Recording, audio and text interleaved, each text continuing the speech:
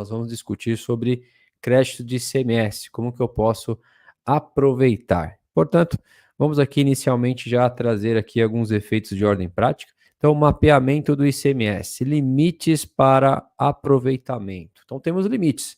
Eu não posso sair tomando crédito de tudo que eu vejo pela frente. Então, vamos iniciando sob a perspectiva de ordem prática. Eu deixei uma nota para que a gente possa também entender um fato muito importante, que se refere à permissão do aproveitamento de crédito. Nesse sentido, necessariamente deve constar o destaque do ICMS. Ou seja, é inegociável para o aproveitamento de crédito do ICMS em que este valor precisa ser destacado no documento fiscal do seu fornecedor. Ao contrário, infelizmente, não será possível. Precisa ser aquele valor do ICMS destacado em documento fiscal. Ótimo. Mas qualquer documento fiscal que eu receba, eu tenho direito a tomar crédito? Não. Existem algumas características. Então, o ponto inicial para o seu checklist é: se você receber uma mercadoria onde o seu objetivo é dar uma saída em que você vai revender um produto, isto é uma entrada a título de comercialização. Então, vamos imaginar uma CFAP, exemplo, 102.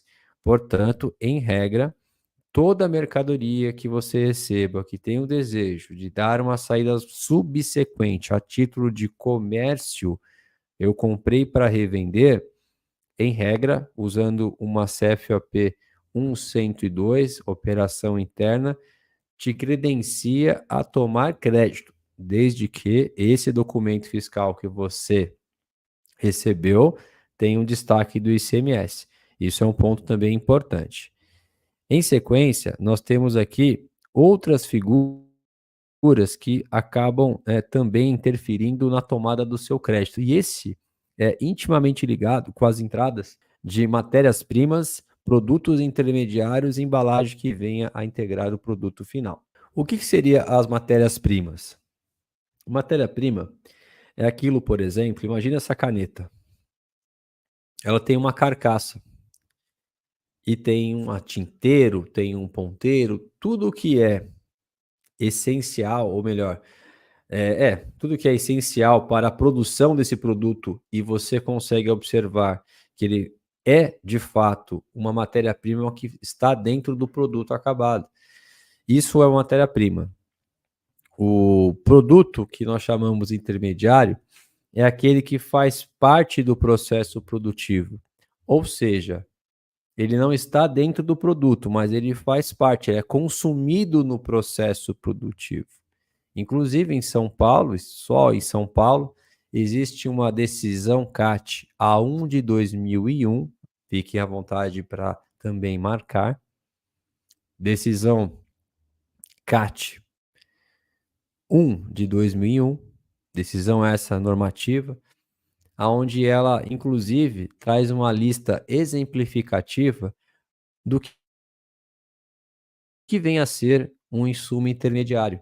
E ele cita, por exemplo, como lixa, disco de corte, entre outros tipos, então, de dispêndios que podem ser classificados a título, então, de produtos intermediários. Então, é um ponto bem interessante que nós podemos aqui observar.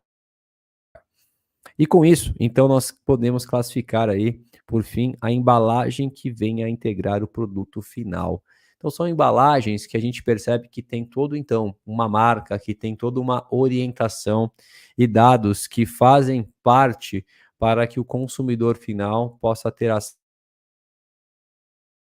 a essas informações. Portanto, observando que ele está sim ligado com o produto, ele não é vendido sem essas informações. Então, esse é um ponto também bem interessante que nós temos que ter em mente. A energia elétrica, ela é só possível ser tomada do seu crédito quando consumido em processo de industrialização. Portanto, uma empresa preponderante comercial que compra e revende apenas, ela não tem a parte produtiva. Desta forma, não dá o direito para que ela possa aproveitar crédito de energia elétrica.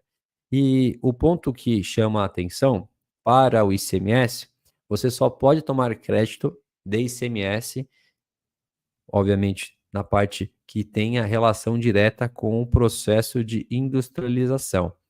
Então, quer dizer que quando você tem uma fatura de energia elétrica, se tem apenas um único relógio, que essa fatura é emitida para consumo, seja para a área comercial, industrial, administrativa, significa dizer que nesse momento você tem que fazer um rateio para a identificação que efetivamente é consumido para a área produtiva. É muito comum, e eu quero também ouvir dos colegas caso vocês já adotaram esse tipo de método, onde nós então definimos uma fiação, um relógio específico para a área produtiva. E assim você tem uma fatura para a área produtiva e uma outra fatura para as demais áreas. Dessa forma, você já automaticamente rateou. Por um acaso, vocês aqui presentes já adotaram essa técnica, já sugeriram ou já ouviu falar que as empresas separam o relógio só para poder, de fato, ter certeza qual é a energia que é consumida? Fique à vontade para colocarem também no chat, por favor, para contribuir, caso você já tenha ouvido ou nunca ouviu, foi a primeira vez. Sempre é bom saber como que vocês estão recebendo essas informações que aqui são proferidas. A Renilda, a empresa tem que solicitar um laudo de engenheiro. Em regra, sim, o Renilda. Ocorre que quando você tem, então, uma produção, então você pode ter uma máquina hoje, só que também pode acontecer que você compre mais máquinas no decorrer de um ano. Então, significa dizer que se você comprar mais máquinas, significa dizer que você consome mais energia. E aí você tem que contratar de novo o engenheiro. Então, pensando que sempre você vai precisar contratar um engenheiro na medida que você tem mais máquinas ou tem menos máquinas, porque também pode baixar o seu consumo. Logo, aquele cálculo que foi feito à época não configura mais com a realidade dos fatos. Portanto, eu acho que o relógio é uma boa alternativa, se assim for possível. Se for possível adotar este critério. Em frente, nós temos uma outra categoria chamada entrada de mercadorias para o estabelecimento destinado a ativo imobilizado. Neste caso em específico, aí sim ele permite tanto para as empresas que ali prestam serviços, no caso específico de transporte, a empresa de comércio, bem como também a empresa industrial. O ativo imobilizado, ele deve ser utilizado esse crédito em 48 parcelas. E aí você pergunta, poxa, professor Kleiber, como que eu faço esse cálculo do SEAP e declaro isso dentro da FD-ICMS, no bloco G?